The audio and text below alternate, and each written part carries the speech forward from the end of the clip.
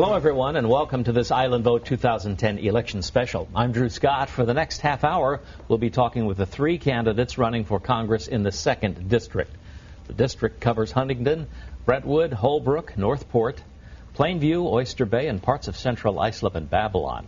Now let's meet the candidates. The incumbent, Steve Israel of Dix Hills, is running on the Democratic, Independence, and Working Families lines. John Gomez of Bayport is running on the Republican and Conservative tickets.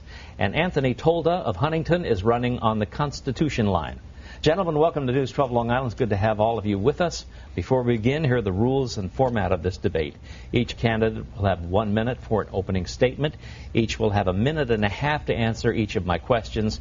30 seconds for rebuttal when needed. At the end of the debate, all three candidates will have 1 minute for closing statements.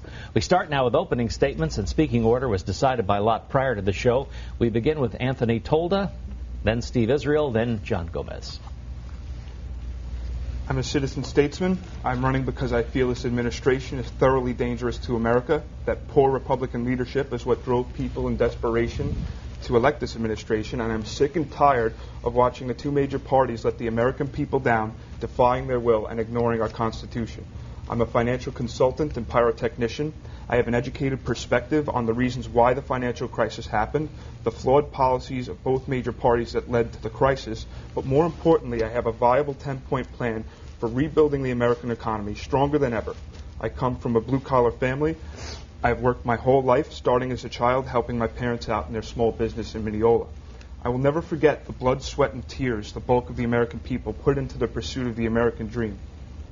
The best suited in this race to fix our economy and streamline our foreign policy to better serve our national security interests at a fraction of the cost. I will be the loudest voice in D.C. standing up for freedom against the cult of the politically correct and the special interest organized crime groups that dominate both sides of the aisle. Thank you very much. Our next opening statement is Steve Israel. Thank you, Drew. These are difficult times on Long Island. Too many people are worried about their jobs, their paychecks, their home values. There's a lot of anger. I've heard it, and there should be anger because the middle class has taken a beating. But some of the ideas of both of my opponents would kick the middle class when they're down. You've heard from Mr. Tolda. And John Gomez is a career political talk show host with dangerous ideas. He said that he wants to privatize elements of Social Security and that Medicare and Social Security are not a right. On education, at a time when our school taxes are so high, he would slash funds for federal education for our local schools. I'm going to continue fighting for our fair share because the last thing in the world the middle class needs right now is higher local school taxes and more teacher layoffs. On income taxes, he has a dangerous plan that would eliminate the corporate income tax and end your deduction for mortgage interest and other middle class expenses. On these and other issues, there is a choice here. The choice is Mr. Gomez, a political conservative radio talk show host, Mr. Tolda, or my proven record of fighting for the middle class and our veterans. Thank you. John Gomez, your opening statement, please. Hello, I'm John Gomez. I'm a loving husband, a devoted father. I'm a business owner on Long Island. I'm running for Congress to cut wasteful government spending, to cut taxes, and to bring jobs back on Long Island. My opponent, Steve Israel, is a career politician. A politician is defined by his voting record. Steve Israel voted for the cap and trade. We were against it. Steve Israel voted for the stimulus package. We were against it. Steve Israel voted for Obamacare. We were against it, and we must repeal Obamacare. I submit to you today there are two Steve Israels. There's Long Island Steve, and there's Washington, D.C. Steve. You're going to hear from Long Island Steve today, painting himself as a moderate. He's actually the true Washington, D.C. Steve. He votes with Nancy Pelosi 99% of the time. If I'm elected, I'm going to vote for you and listen to you only. All right, gentlemen, thank you. I'm going to address my first question to Steve Israel.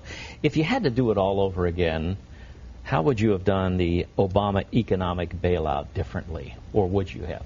Well, we have a major crisis in America right now, and it's jobs. That is the number one issue confronting our economy, confronting our country. And I believe that we need to focus and should have focused on creating jobs. I voted for the health care bill. I thought we should have actually focused on job creation, but I did vote for the health care bill. I wasn't going to vote against it because it didn't because of the order with respect to jobs. But the fact of the matter is that people should remember that on day one of the Obama administration, we lost 750,000 jobs that month alone, on top of 6 million jobs that had been lost in the Bush administration. Wall Street was melting down. Banks were closing. And so we inherited a serious mess, the biggest, deepest recession since the Great Depression and 2 unfunded wars. So we had to make some unpopular decisions. I'm very proud of the fact that I supported economic policies that took us from losing 750,000 jobs every month to gaining jobs every month. Are we gaining enough jobs? No. But we have to build on that foundation. I'm very proud of the fact that instead of standing by insurance company profits, I stood by my constituents who had been ripped off by their insurance companies, who were told that they couldn't get health care despite paying premiums, who were told that breast cancer was a pre-existing condition. And I'm very proud of the fact that I stood by veterans after Republican policies didn't keep up with needs of veterans. I stood by veterans, passed the largest increase in VA health care in 75 years, and secured $4 million in back pay for the veterans I represent. Thank you. John Gomez, what do you think about the economic bailout plan? There's a clear distinction between myself and my opponent, Steve Israel. Steve Israel, as a classic liberal Democrat, he believes in bigger government. He believes that the government's the solution. He believes to tax the people more, bring in money, and then rely on the government to spend the money in social programs. That is not the answer. The answer is going back to Reagan's policy. Cut taxes, cut spending, and stop with the strangling regulations. If the theme is the people in the district, the individual, the small business owner, must be given more money so they can invest, they can take risk, they can hire people. We don't want the federal government to get any bigger. We don't want the federal government to hire more people.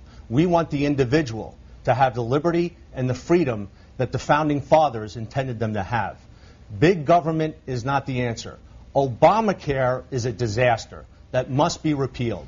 As that goes through, one of my primary objectives, if I'm elected, is to repeal Obamacare.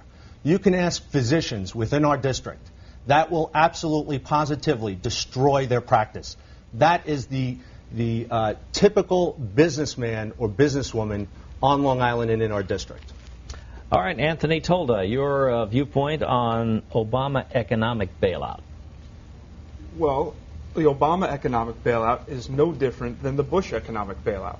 It's both bailouts, and it's wrong both times. And it's a sad day in America where you have to look at an example of New Zealand when they had a crisis. Their bankers came to them on 2 separate occasions a few months apart and said that if we don't get bailed out, there's going to be a serious problem. The Prime Minister of New Zealand said, we have capitalism in New Zealand. We don't do bailouts, both times. As a result, the bankers had a strategy for economic recovery that included people paying interest only on their debt for a while. This resulted in a strengthening of the New Zealand economy long term. It resulted in New Zealand's currency strengthening at a time where the world currencies, the more dominant world currencies, being the euro and the US dollar, are consistently weakening. We could learn a valuable lesson by getting back to free market capitalism, and it's a shame that we have to learn that lesson to New Zealand when the world has learned that lesson from us in the past. I want to bring us back to that. My plan to fix the economy includes a fair tax that would abolish all federal income tax and replace it with a consumption tax. It would ease the burdens on business owners, level out the taxes so that everybody is paying into the system. Tourists, illegal immigrants, people on welfare working off the books, everybody would pay into the system, and business owners, it would make it easier for them to hire. It would create jobs by getting the government out of the way. All right, let's address the next question to John Gomez, and that question, you touched on it before, and we want to get into it now. Obama health care, was it necessary? How would you have done it differently? We need some reform. This is the greatest health care system in the world. Yes, they do have some problems, but you don't take 1/6 of the economy and give it into the hands of the government. There are 4 basic principles that must be looked at on the table as far as reforming health care. There's tort reform, top of the list. There's tax credits.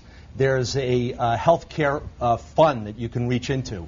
And you must be able to purchase insurance across state lines. These are 4 very basic principles. Now, what does the Obamacare do?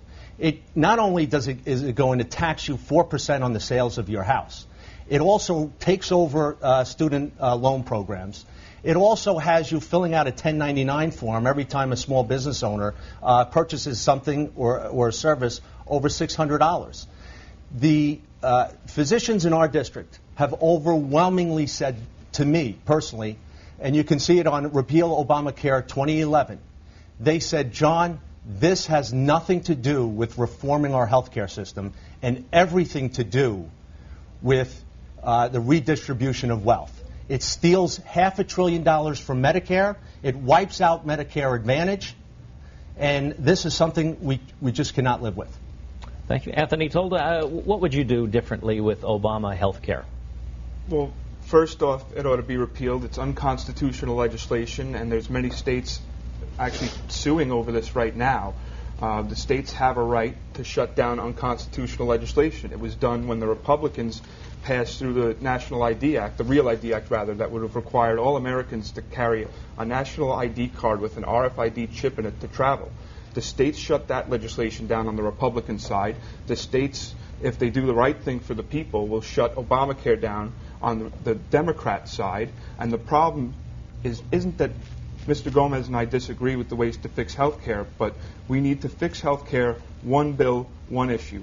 The biggest problem with our political system is that special interests are writing these bills. They're thousands of pages long. Nobody knows what's in them, and it would take a team of lawyers months to decipher what's actually in them. We need one bill, one issue, shorter bills, fix the problem. They get the American people over a barrel into a situation, and they make them so desperate that they beg for a solution, and they just accept it. That's got to stop. It's not right.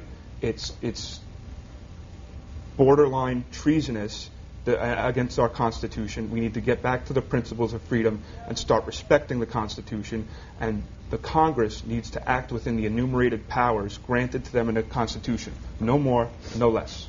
All right, Steve Israel, you voted in favor of health care. Yes, I did. Would you have tweaked it a little bit or had it the same way? It can always be improved. Now, remember, this is a choice. John has said, and I respect his view, I just disagree, that his first act of Congress would be to repeal the health care bill in its entirety. Now, I think I have a fair amount of courage, but John must have even more courage to be able to look at a woman who has breast cancer, who, as a result of this law, cannot be denied insurance because insurance companies say that breast cancer is a pre-existing condition, and say to that woman, we're going back to the old way where you could be bounced off your insurance policy. Or to say to a family whose kids cannot get insurance, we're going to repeal the entire law and go back to the old way so that your kid cannot be on your policy.